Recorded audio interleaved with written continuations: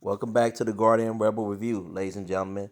So, in this video, I want to talk about episode 2 of season 2 of Peacemaker, and that episode is titled A Man is Only as Good as His Bird.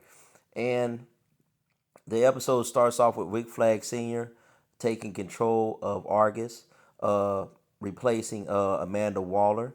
And once he ascends to that post, he finds out that uh, Peacemaker killed Rick Flag Jr. He immediately requests to gain access to the classified files that he didn't have access to previously, and that's how he finds out that Peacemaker is responsible for his son's death. Um, and this is where I still have issues with a lot of the decisions that Gunn has made in regards to the retcons and the plot holes, because he still has not explained how the DCEU has shifted or changed into the DCU. In this case, the issue I'm having is with Rick Flag Jr. Rick Flag Jr. is a DCEU character, or at least that version of Rick Flag Jr. is a DCEU character, and that version of Rick Flag was in David Ayer's Suicide Squad, and in David Ayer's Suicide Squad, we had Ben Affleck's Batman. So we clearly see, to me, that there's still a problem there. And he was originally supposed to use the Flash to reset the universe to address these issues. But for whatever reason, they didn't go that route. Maybe it was a funding issue or whatever. I don't know. Maybe they didn't have the money. And now I see that he has an opportunity to address those plot holes by having the quantum chamber or the pocket dimension in this series. But I don't think he's going to do that.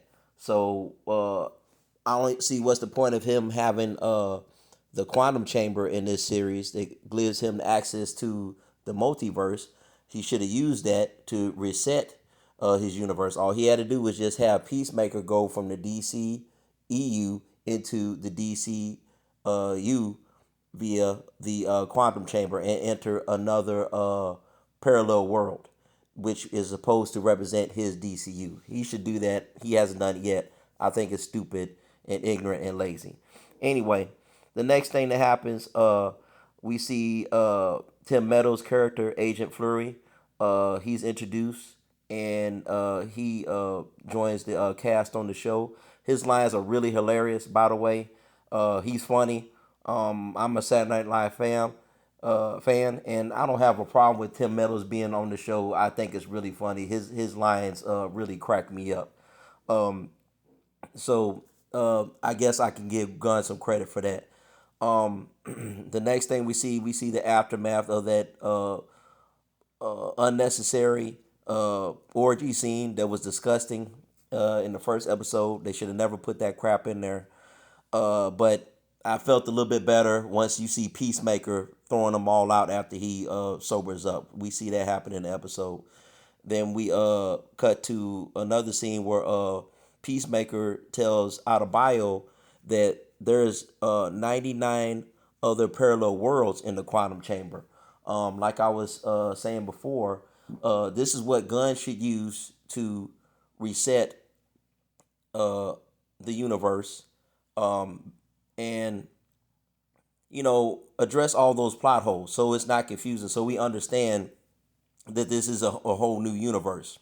But Gunn just wants to cherry pick everything and say one thing is canon and this is not canon.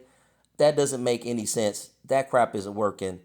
I don't know why he's not doing something more simplistic that would make everything more comprehensive in terms of the story. He's all over the damn place. So we'll see what he does with that. Then we have Peacemaker. He has to call up Vigilante to help him dispose of his double's body. Remember that in the first episode, he killed his doppelganger by accident. So he has to call Vigilante to clean up the body, and because the corpse is still in the quantum chamber. So he has to reach out to him and get his help. Uh, and then when he's when Vigilante and Peacemaker are disposing of the body, chopping it up, it looks kind of weird that he's like literally chopping up himself. In a way, it's kind of funny, but also it's kind of weird and creepy. But that's the type of person that Gunn is. He does some weird stuff in his movies.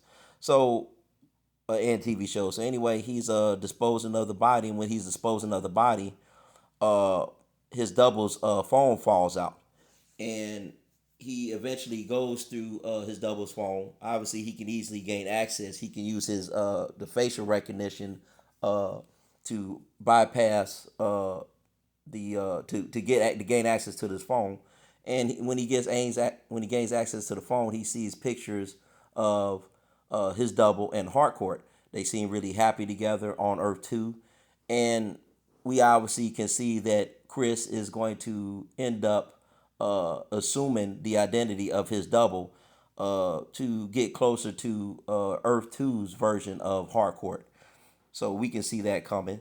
Um, Another thing that happens in the episode, the Argus team that Flurry is leading, they decide to break into Peacemaker's house to gain access to the quantum chamber while he's at a get together with Harcourt, Economos, Vigilante, and Adebayo. They decide to have chips and beers and whatever. They're catching up. They want to hang out, socialize, and Agent Furry's team takes advantage of that. But when they go into Peacemaker's house, Eagly mauls them to death and injures almost mauls them to death. He injures every member of the team. And while that's happening, at the get together, Harcourt rejects Peacemaker, and he's obviously hurt by this. So he ends up leaving the party. He goes home. He's still drunk. He decides to text uh, Earth 2 Harcourt and enters the pocket dimension.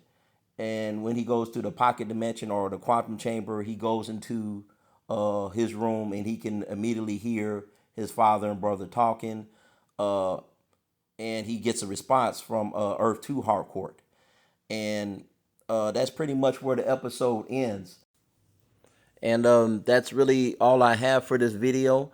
I'm going to do a follow up video on episode 3. Um, like I said before, I still have some issues with Gunn's DCU. I don't like the direction. I really hate that Superman film, and I think Gunn is going to get fired eventually. But I'm going to keep on watching this show to analyze it, to critique it, and to call out Gunn for any silly nonsense that I see in this series. Um, but anyway, thanks for tuning in. Be sure to like, comment, share, and subscribe. And I'll check you guys out later. I'm out.